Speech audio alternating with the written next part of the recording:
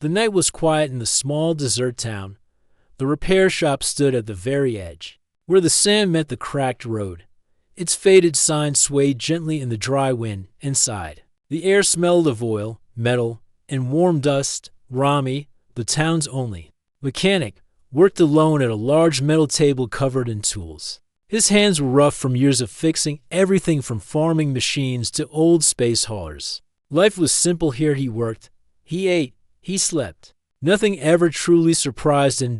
Until that night. Rami was tightening the last bolt on a cargo drone when a low, strange hum came from outside. It wasn't the sound of a local vehicle.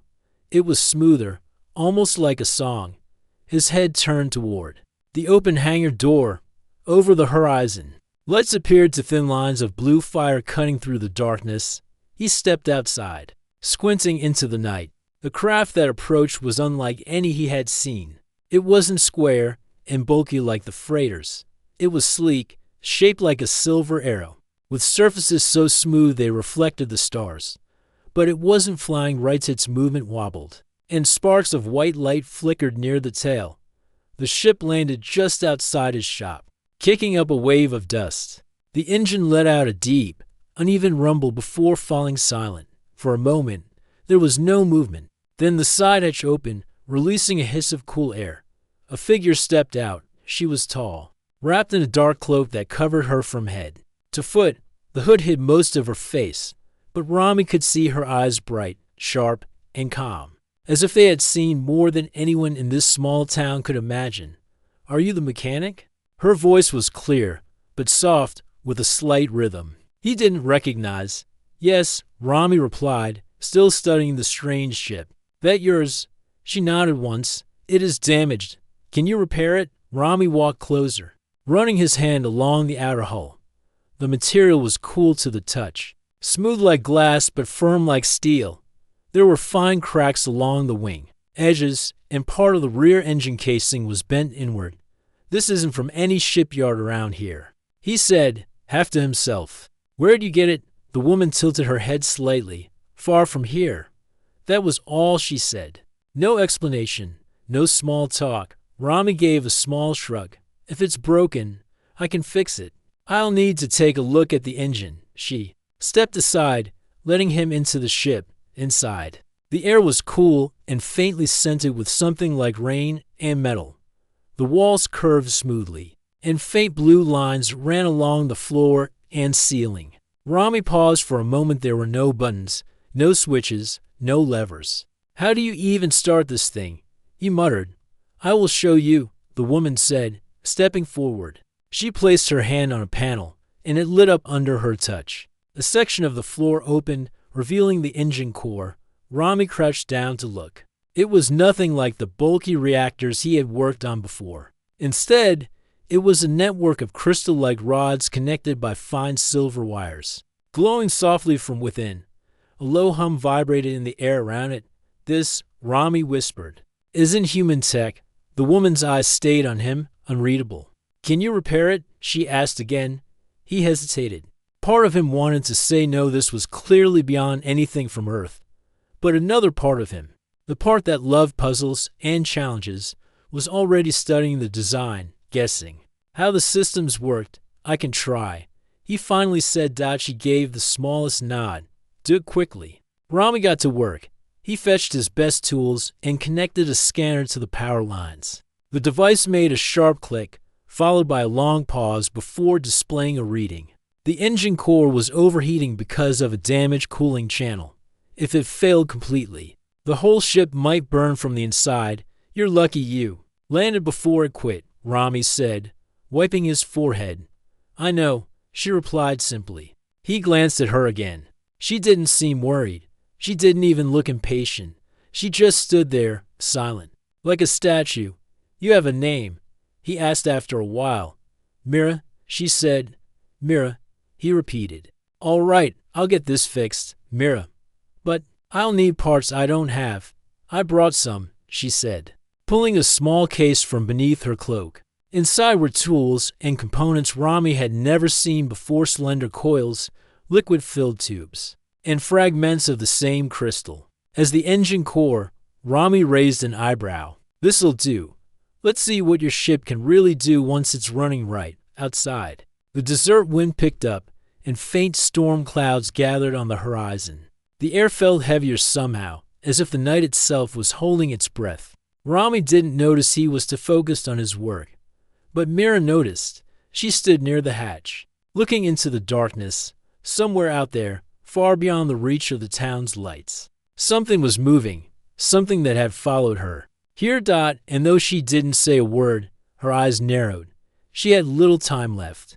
The night grew colder as Rami worked on the strange ship.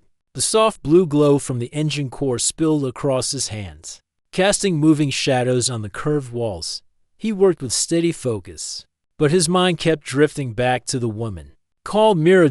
She stood quietly at the edge of the hangar, her hood still pulled low over her face. She didn't move much, only turning her head now and then as if listening to something far away. Rami decided she was the quietest customer he had ever met. Most people in town, when they came for repairs, wanted to talk about the weather, about trade routes, about politics. But Mira gave him no stories, no questions. Only short answers. It made him curious. While he replaced one of the damaged cooling tubes with the strange crystalline parts she had brought, he asked, "So, where's far from here? Some colony? A deep space station? Farther?" She said simply. Rami chuckled. "All right, keep your secrets." He bent down again. But he noticed something strange. His scanner, which usually made a faint ticking sound, had started clicking faster. The readings showed small surges of energy like the engine was reacting to something outside. He frowned. "That's odd." Mira stepped closer. "What is it?" "Your core's twitching," Rami said, pointing at the readings. "Could be interference. But we don't have much here in the desert. No big satellites nearby." Mira's gaze shifted to the open hangar door, where the night was a wall of darkness. "It is not the desert," she murmured. Rami looked up. "What?" She didn't answer, but her shoulders stiffened slightly. Outside, far beyond the shop, the wind picked up. The air smelled faintly of metal, as if a storm was coming, but the sky above was clear. Somewhere in the distance, a faint hum echoed, low and steady. Rami noticed it now too. "You hear that?" Mira's voice was calm, but quieter than before. "Yes." The sound faded for a moment, then returned, slightly louder. Rami put down his tools and walked to the hangar entrance. He peered into the dark, but saw nothing except the faint shapes of the dunes under the moonlight. Could be a mining crawler, he guessed. Sometimes they pass by this route. "No," Mira said from behind him. "It is not a crawler." Her certainty made him turn to look at her. She was no longer just standing still. Her hands were hidden inside her cloak, and there was a faint glow under the fabric, like a small device had activated. Rami tilted his head. "You're starting to make me nervous. You should finish the repair quickly," she said, her tone low but firm. He went back to the engine without arguing, but the uneasy feeling stayed with him. As he worked, he kept glancing at the doorway, half expecting someone or something to appear.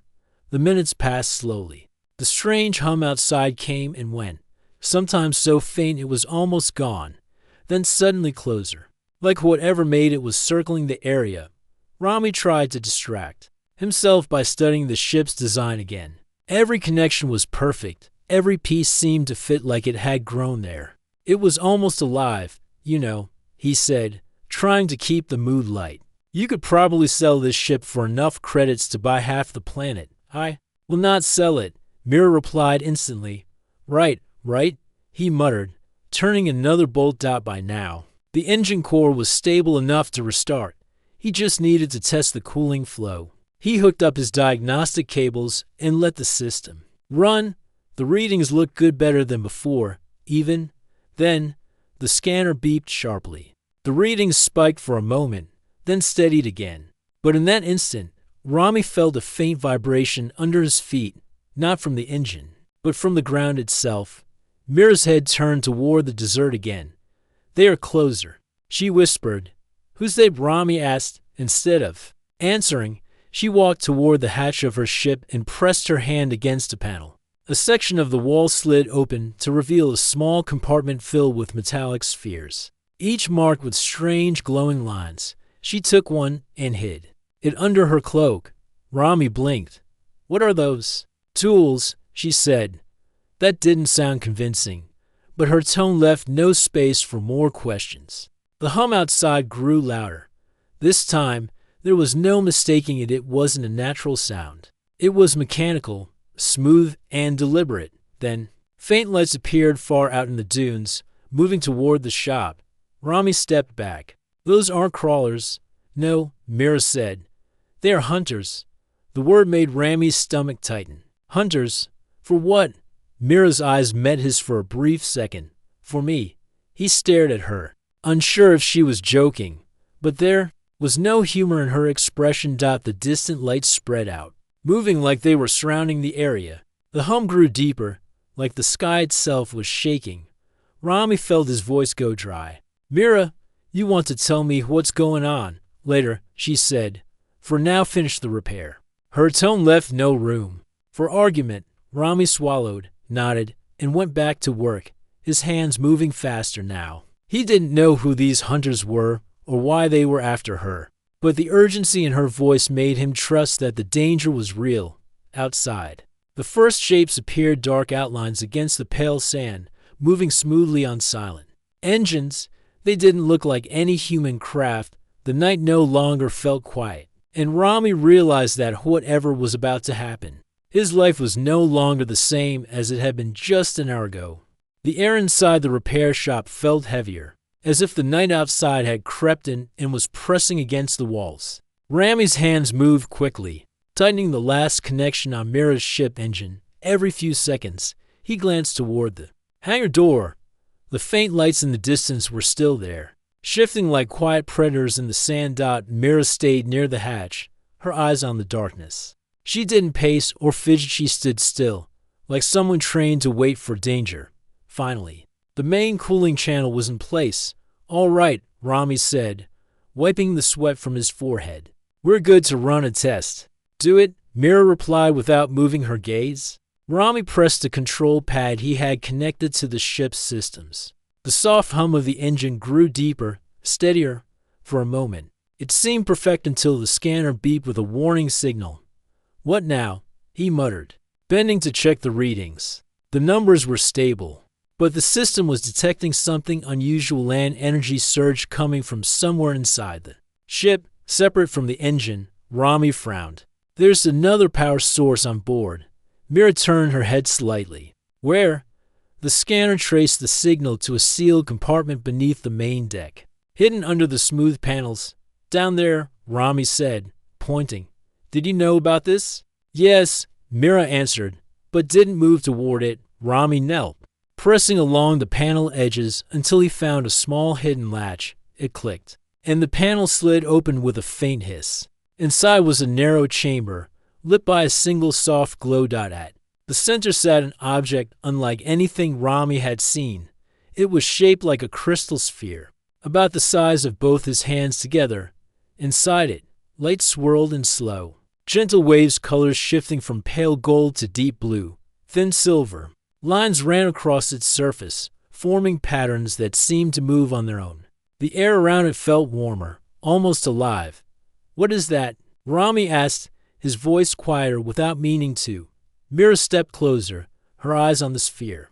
"It is vital," she said softly. "Do not touch it." Rami raised his eyebrows.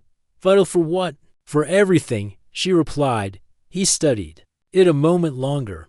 It didn't look like a weapon. It looked delicate, yet his gut told him it was powerful in a way that made engines and reactors seem small. "You brought this thing to Earth?" he asked. "I did," Mira said, "because it must not fall into the wrong hands." Rami sat back on his heels. "Those hunters out there, they're after this, aren't they?" "They are," she said. He whistled under his breath. "And you thought the best place to hide it was in a small town repair shop?"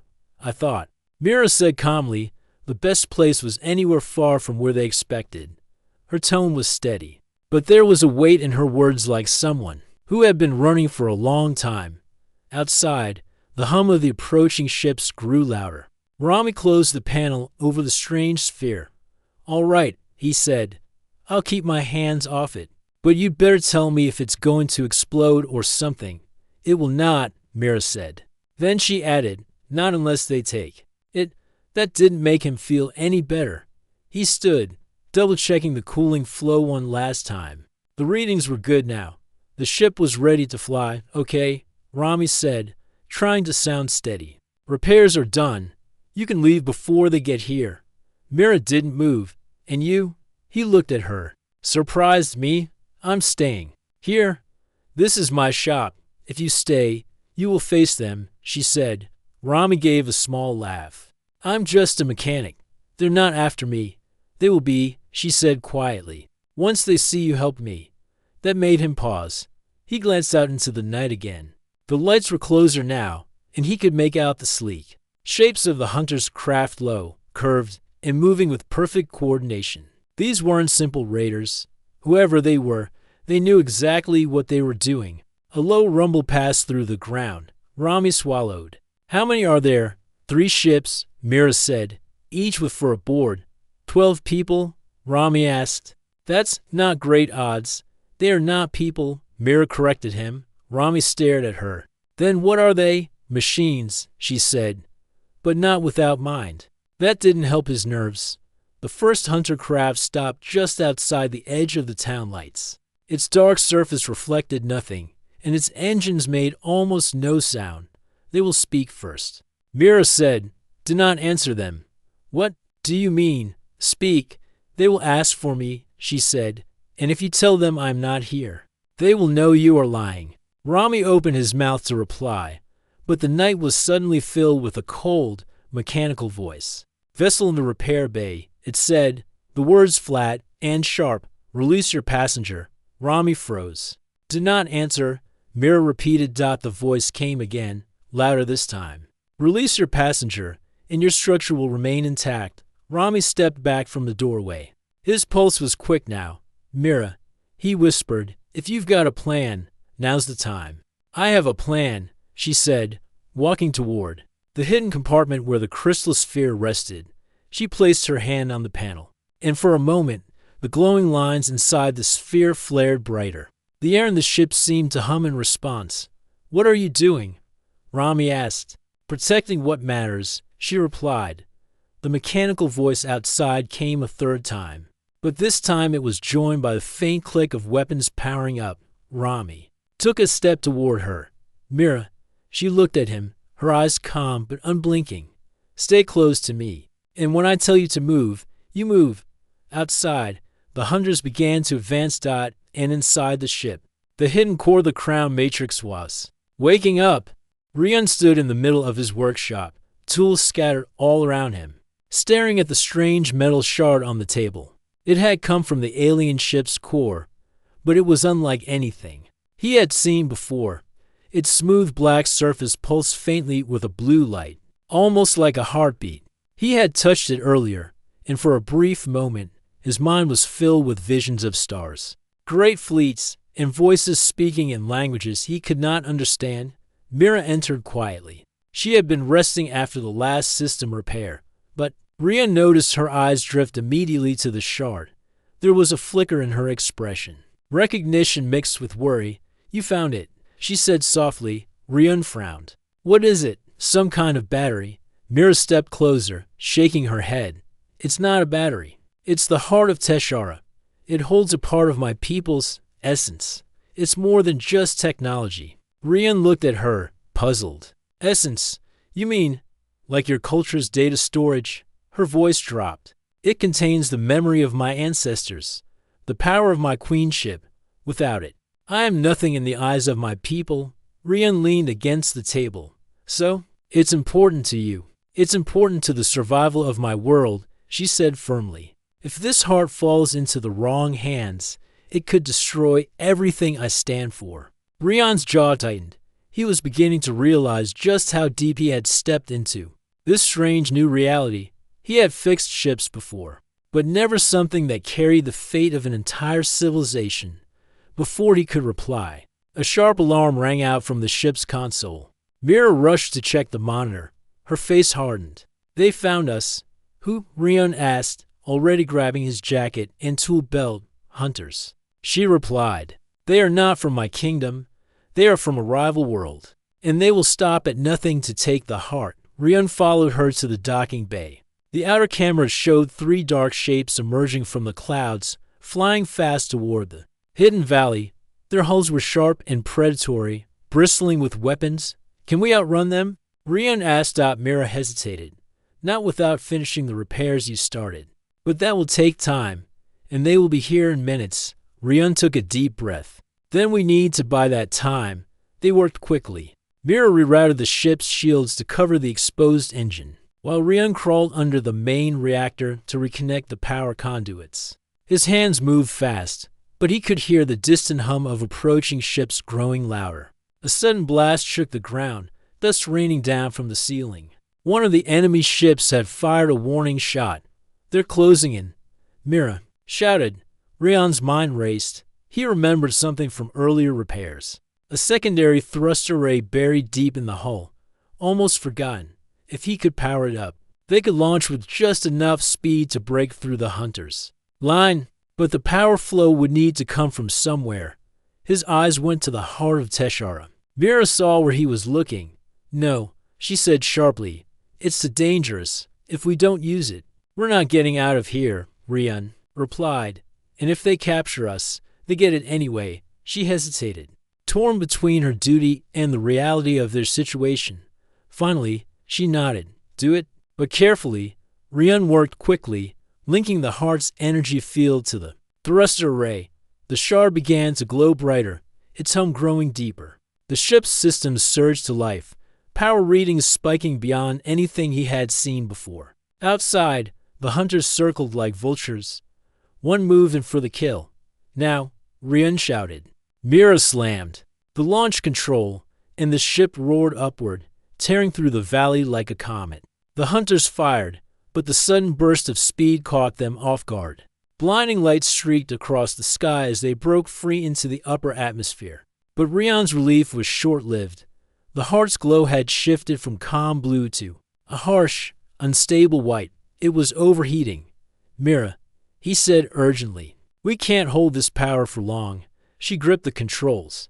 Then we find somewhere safe. Before the heart tears itself apart, they shot into the blackness of space, hunters still in pursuit, and the fate of 2 worlds hanging on the thin edge of a mechanic's gamble. The night outside was no longer still. The hum of the hunters' ships had become a steady vibration in the ground, like the earth itself was holding its breath. Inside the repair shop, Rami stood frozen for a moment, staring at Mira as she worked. With quiet precision, her hand stayed on the hidden compartment where the glowing sphere rested. The blue and gold lights inside the crystal swirled faster, as though it could sense danger. The faint humming in the air grew deeper, matching the sound of the approaching hunters' dot outside. The mechanical voice came again, cold and unfeeling. Release your passenger. Rami's voice cracked slightly. Yeah, I'm guessing they're not here for a friendly chat. Mira stepped away from the compartment and moved to the hatch. Her eyes were sharp, calculating. They will try to enter. We cannot let them near the crown matrix. That's what that sphere thing is called. Rami asked. She nodded once. If they take it, they will control my people. All of them. Rami blinked. Control. As in mind control. As in complete rule, she said. Every city, every ship, every mind. That sent a cold feeling through Rami's chest. Then we definitely can't let them get it. Mira pulled something from inside her cloak, a small device shaped like a disc, with glowing lines along its edges. She placed it on the wall near the hangar entrance. This will slow them, she explained. Rami didn't know what slow meant in her language, but he was starting to understand that Mira wasn't helpless. She moved with the quiet certainty of someone who had faced danger before many times. The first hunter craft moved into full view. It was low to the ground, black and smooth, with no windows. A set of 3 thin legs extended from its sides, carrying it forward like an insect. Its movement was silent except for the hum of its core. 2 more crafts slid into position behind it, forming a half circle around the shop. From the front craft, 3 tall shapes stepped out. Their bodies were covered in dark plates, and their Faces were smooth metal with a single glowing strip where eyes should have been. They moved in perfect sync. Each step measured. The leader stopped at the edge of the hangar lights. "Release the passenger," the voice repeated, this time coming directly from its face, not from the ship's speakers. Rami swallowed and looked at Mira. "Do we talk to them?" "No," she said. The hunters began walking forward. Suddenly, the disc on the wall glowed bright and released a burst of light so quick that Rami barely saw it. The hunters froze mid-step, their bodies stiff. For a few seconds, nothing happened. Then they began to move again, slower than before, their steps jerky. "That's slowing them?" Rami asked. "Yes," Mira said, "but not for long." She stepped forward, pulling a second device from her belt. This one looked like a short cylinder with a thin handle. She pressed it, and a shimmering blue field formed in front of her, like a transparent wall. The hunters reached the edge of the hangar, their movements no longer smooth. One raised its arm, and a weapon slid out from the metal plating, slender and black. With a faint red glow at the tip, Rami's instincts kicked in. "Down," he shouted, pulling Mira to the side just as a thin beam of energy shot past where they had been standing. The beam hit the far wall, leaving a smoking hole. Mira's shield shimmered, and the second shot from the hunter bounced off it, scattering into sparks. "They will adapt to the shield," she warned. "We must move." Rami looked at her ship. "We can just leave, right?" She shook her head. "If we take off now, they will destroy the craft before we can reach orbit. We must disable their ships first." Rami stared at her like she had just suggested wrestling a sandstorm. "You want to fight them?" "We have no choice."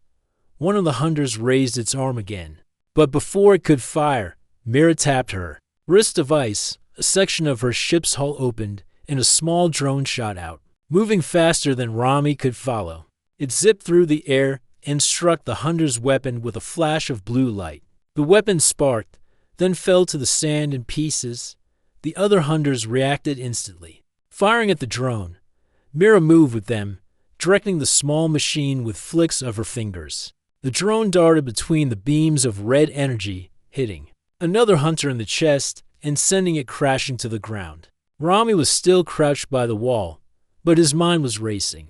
He didn't have alien shields or drones, but he did have tools, and tools were what he understood. He grabbed a heavy coil of insulated cable from his workbench and dragged it toward the hangar entrance. "Rami," Mira said without looking at him, "stay low." "I'm staying low," he said, "but I'm also making a tripwire," as she kept the hunters busy. Rami wrapped the cable around to heavy crates on either side of the hangar door, stretching it just above the ground. It wasn't much, but if one of those metal soldiers tried to rush in, they'd get a surprise. The drone zipped past him, chased by one of the hunters. The machine stepped through the doorway, its foot caught the cable, and it stumbled forward. Before it could recover, Rami swung a large wrench straight at the side of its head. The hit wasn't enough to crush the metal, but it sent the hunter spinning sideways into the wall. Sparks flew from its chest as it fell. Mira glanced back at him with the faintest hint of approval. "Not bad." The leader of the hunters stepped forward now, ignoring the others. Its voice was sharper, colder. "Surrender the crown matrix, or you will be destroyed." Mira's voice was calm. "Not tonight." She pressed her wrist device again, and her ship's engines came alive with a deep roar. The sudden burst of energy knocked sand and dust into the air, forcing the hunters to step back. "Now," Mira shouted to Rami. They ran for the ship. Behind them, the remaining hunters fired, but the shots struck the hangar walls and the ship's outer shields. Rami scrambled into the co-pilot's seat, heart pounding, as Mira sealed the hatch. Through the window, he could see the hunters regrouping, their movements fast again. "Mira," he said, "they're coming." "I see them," she replied, hands moving over the smooth control panels. The ship lifted slightly, engines glowing brighter, but instead of shooting straight up, Mira spun the craft toward the hunters. "Ships, what are you doing?" Rami asked. "Finishing the fight," she said. The stars outside the ship stretched into long lines as Mira pushed the engines to their limits. The ship shuddered and groaned, but it flew faster than anything Rami had ever imagined. The desert below was now just a fading memory, swallowed by the black sea of space. Rami sat beside Mira, his hands gripping the edge of his seat. His heart beat fast, and his mind raced. This was not his world anymore. This was a universe filled with dangers he could barely understand, yet there was a strange thrill in the unknown. Mira's eyes were fixed on the glowing control panels. Her face, usually calm and unreadable, now showed a hint of worry. The crown matrix, the glowing crystal at the heart of her ship, pulsed with unstable energy. "We cannot keep this speed much longer," Mira said quietly. "The matrix is overloading." Rami looked over at the sphere. Its light flickered wildly, like a storm trapped inside glass. "Can't we slow down? Fix whatever's wrong?" Mira shook her head. "If we slow down, they will catch us. The hunters are faster than any ship from Earth." Rami swallowed hard. "Then what can we do?" "We must reach the safe zone." Mira's voice was firm but low. "A hidden space station where my people still fight. There, we can repair the matrix and plan our next move." Rami nodded, trying to steady his nerves. He looked at the stars outside, the endless black dotted with bright lights. The unknown had never seemed so vast. Suddenly, the ship's alarm sounded sharply. Red lights flashed, hunters closing in. Mira said. Rami turned to see the view screen showing 3 sleek ships racing after them. Their shapes were sharp and black, engines glowing bright like hunters stalking prey. "Can we lose them?" Rami asked. Mira's hands flew over the controls. "I can try. But their ships are designed for speed and hunting. They will not give up easily." Rami's mind raced. "Is there any weapon on this ship? Anything we can use?" Mira's eyes narrowed. "Not many. We rely on speed and shields. But I have one idea." She tapped a small device on her wrist. A panel on the ship opened, releasing a thin pod. "It's a drone," she explained. "Small, fast, and armed. It can help us distract the hunters." Rami leaned forward.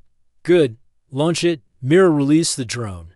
It shot out of the ship like a shooting star, disappearing into the darkness. The hunters immediately noticed and turned their fire on the tiny machine. Bright beams of red energy lit up the black space, but the drone was fast, dodging and weaving expertly. "Nice flying," Rami muttered. Mira smiled slightly. "It buys us time." The drone fired a quick blast, hitting one hunter ship's engine. Sparks flew, and the ship slowed. Falling behind the others. The hunters were not finished. 2 of them closed in faster. Firing again, the ship's shields flickered under the pressure. "We can't hold this forever," Mira said. Rami's eyes caught a blinking warning light on the control panel. The matrix's energy is rising. If it overloads, the whole ship could be destroyed. Rami felt cold sweat on his forehead. "What happens then?" Mira's voice was steady but serious. "We lose everything. Our people, our hope." Rami swallowed hard, trying to stay calm. Suddenly, the ship jolted violently. "We're hit!" Mira shouted. The shields flickered, and the lights dimmed for a moment. Rami grabbed a nearby handle. "Can you fix it?" "I'm trying." Mira's fingers moved quickly. The drone zipped past the viewport again, diving toward the hunters. One of the ships fired a powerful beam. It struck the drone directly. Rami gasped as the drone exploded into bright sparks. "Drone lost," Mira said. Rami's stomach tightened. "Now what?" Mira took a deep breath. "We must use the matrix's full power to jump. It will send us through a shortcut in space. But it will drain the energy and leave us vulnerable." Rami nodded. "Do it." Mira pressed the controls. The crystal glowed brighter than ever, filling the cockpit with light. The ship shook as it moved faster than the speed of light. For a moment, everything was white. Then, they were somewhere else. The stars looked different. The ship's systems showed they were near a hidden space station, small, but alive with activity. Mira's eyes softened. "We made it." Rami exhaled deeply. "That was unbelievable." Mira nodded. "But we are not safe yet." Rami looked at the glowing crown matrix. It was dimmer now, but still pulsing with life. "We repair it here," she said, "and then we fight." Rami felt a strange mix of fear and hope. His life had changed forever. He was no longer just a mechanic in a quiet town. He was part of something bigger, a fight for a future among the stars. The hidden space station floated silently in the blackness of space. Its lights twinkled like distant stars, and faint hums echoed through its metal corridors. Inside, Mira moved quickly but carefully, her hands steady as she guided Rami through the narrow hallways. Rami's eyes widened. This was nothing like his small desert town. The station was alive with people of many kinds, humans, aliens, and others he could not name. They all worked together, repairing ships, training pilots, and planning strategies. "This is where your people hide?" Rami asked. Mira nodded. "The last refuge of my kingdom, a place where we can fight back." They entered a small room filled with advanced machines and tools. At the center stood a large table where the crown matrix lay, glowing softly. "We must repair the matrix," Mira said. "Without it, my people cannot unite. Without unity, we will fall." Rami approached the glowing crystal carefully. It pulsed faintly, but thin cracks ran across its surface. "I'll do my best," he said. Hours passed as Rami worked, carefully reconnecting the delicate circuits inside the matrix. Mira watched, offering quiet advice but trusting his skill. Slowly, the cracks faded, and the glow returned stronger and steadier. "It's stable," Rami said. Stepping back, Mira smiled for the first time. "Thank you, Rami. You have saved us more than you know." Suddenly, alarms blared throughout the station. The wall shook as warning lights flashed red. "Hunters!" A voice shouted. "They found us!" Rami's heart jumped. Again, Mira's face hardened. "We must prepare." People around them moved quickly, arming weapons, readying ships, closing bulkhead doors. Rami looked at Mira. "What can I do?" "Help us protect the Matrix," she said. "If they take it, all is lost." The station's defense systems activated. Bright beams of light shot into space, striking enemy ships outside. Through the large windows, Rami saw the hunters approaching in numbers greater than before. Their ships moved with deadly precision, firing weapons that lit up the dark. Mira stood beside Rami, her eyes focused. "We cannot run this time. We must fight." Rami nodded, feeling a strange courage rise within him. As the hunters drew closer, Mira touched the crown matrix. Its glow grew brighter, filling the room with a warm light. "It responds to my will," she said. "It is the heart of my people." Suddenly, the matrix released a wave of energy that flowed through the station's systems. Shields strengthened, weapons charged faster, and the people moved with new hope. Rami felt the power to a connection to something greater than himself. The battle began. Outside, the hunters attacked fiercely. The station's defenses held strong. But it was a desperate fight. Ships collided, beams crossed, and explosions lit the void inside. Mira and Rami worked together, coordinating the defense. Rami repaired damaged systems, while Mira guided the Matrix's power to shield the weakest points. Hours passed like minutes. Finally, the hunters began to retreat, their ships damaged and scattered. The station's people cheered quietly, tired, but victorious. Mira turned to Rami. "Without your help, this would not have been possible." He smiled. "I'm just a mechanic, but I guess sometimes that's enough." Mira nodded. "You are more than that. You are part of our future." Rami looked out the window at the stars. A new world awaited him, one filled with danger, hope, and a chance to belong. For the first time in his life, he felt like he was exactly where he was meant to be, and the fight for freedom among the stars was only just beginning.